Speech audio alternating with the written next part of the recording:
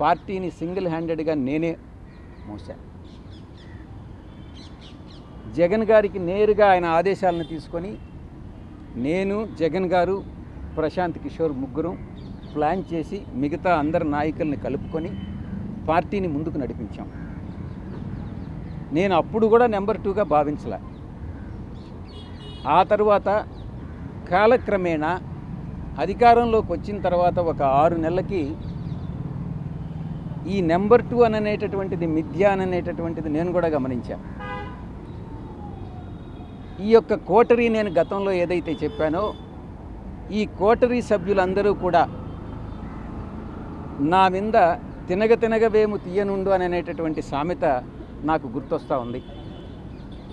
మా యొక్క నాయకుడికి, అప్పట్లో నాయకుడికి చెప్పి సాయిరెడ్డి ఒక వెన్నుపోటుదారుడు అవుతాడు, ఏ రోజైనా మీకు మీ యొక్క స్థానానికి ఆయన స్థానభ్రంశం చేస్తాడు అన్నటువంటిది ఆయనకి చెప్పి నేనేదో కొన్ని వేల కోట్ల రూపాయలు దోచేశాను అన్నటువంటి అపవాదనంతా నా మీద మోపి ఈ యొక్క కోటరీ ఆయన మనసును మార్చి నన్ను 2వ స్థానం నుంచి, మీరు అనుకునే 2వ స్థానం నుంచి స్లోగా తగ్గించుకుంటా నాకు ఇచ్చిన పదవులన్నింటినీ కట్ చేసుకుంటా వచ్చి నన్ను 2000 స్థానంలో నిలబెట్టింది.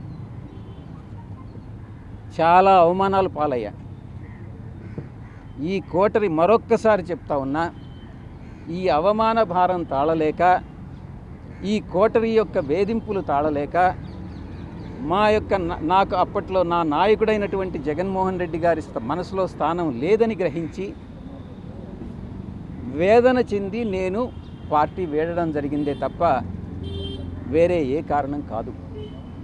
మరొక్కసారి చెప్తా ఉన్నాను, మీరు ఈ రోజుకు కూడా ఈ యొక్క యూట్యూబ్ ఛానల్స్లో పార్టీలో నెంబర్ 2గా ఉన్నటువంటి వ్యక్తి విడిపోయాడు, పార్టీలో నెంబర్ 2గా ఉన్నటువంటి వ్యక్తి విశ్వాసఘాతకానికి పాల్పడ్డాడు, పార్టీలో నెంబర్ 2గా ఉన్నటువంటి వ్యక్తి జగన్మోహన్ రెడ్డి గారిని మోసం చేసి వెళ్ళిపోయాడు అని పదే చాలా న్యూస్ ఛానల్స్లో మా వాళ్ళే కొన్ని రాయిస్తూ ఉన్నారు, మీరు కొన్ని రాస్తూ ఉన్నారు.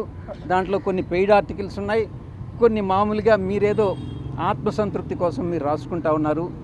నేను అధికారం వచ్చిన 6 నెలల్లో నా యొక్క 2వ స్థానం 2000 స్థానానికి పడిపోయింది. కాబట్టి దయచేసి నేనేదో నెంబర్ 2 స్థానంలో ఉన్నాను అన్నటువంటి విషయాన్ని మర్చిపోండి, తిరిగి రాయవద్దు అని మీకు అందరికీ కూడా విన్నవించుకుంటాను. అంటే పార్టీ నుంచి వెళ్ళిపోయినాక ఏదో ఒక విధంగా అభియోగాలు వేయాలి, బండలు వేయాలనే కార్యక్రమం చేస్తున్నారే కానీ అధికారంలో ఉన్నప్పుడు ఇక్కడ కోటరీ ఉందా లేదా, కోటరీ నడిపింది ఎవరు అనేది ఆయనకి తెలీదా? మేము అధికారంలో ఉన్నప్పుడు మా పార్టీ అధ్యక్షుడు జగన్మోహన్ రెడ్డి గారు అందరి నాయకులతో మాట్లాడి అన్ని అధికారులతో చర్చించే నిర్ణయం తీసుకోవడం జరుగుతుంది. ఆయన చెప్పిన విధంగా కోటరీ ఉందా లేదా అనేది ఆయనకే తెలియాలి. ఆయనే కదా అప్పుడు ప్రధానంగా ఇక్కడ 5 సంవత్సరాల అధికారం ఉన్నప్పుడు చక్రం తిప్పాడు మొత్తం. ఆయనే చెప్తున్నాడు కదా నెంబర్ 2 స్థాయి నుంచి 2000 స్థానానికి పోయానని. నాకు తెలిసి మా పార్టీలో నెంబర్ 2 స్థానం అనేది ఎక్కడా లేదు, ఇప్పుడు లేదు, రాబోయే రోజుల్లో కూడా ఉండదు. జగన్మోహన్ రెడ్డి గారే మొత్తం ఆయనే, 1 to 100 ఆయనే, దాంట్లో అనుమానం ఏం లేదు.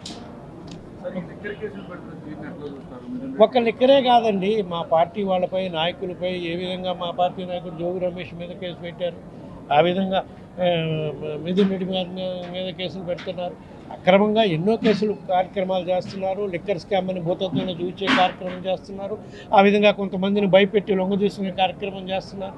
ఇవన్నీ కూడా న్యాయ పోరాటం చేస్తాం. ఎటువంటి స్కాములు జరగలేదు మా ప్రభుత్వంలో, అవి కోర్టు ద్వారానే మేము ప్రూవ్ చేసుకునే కార్యక్రమం చేస్తాం.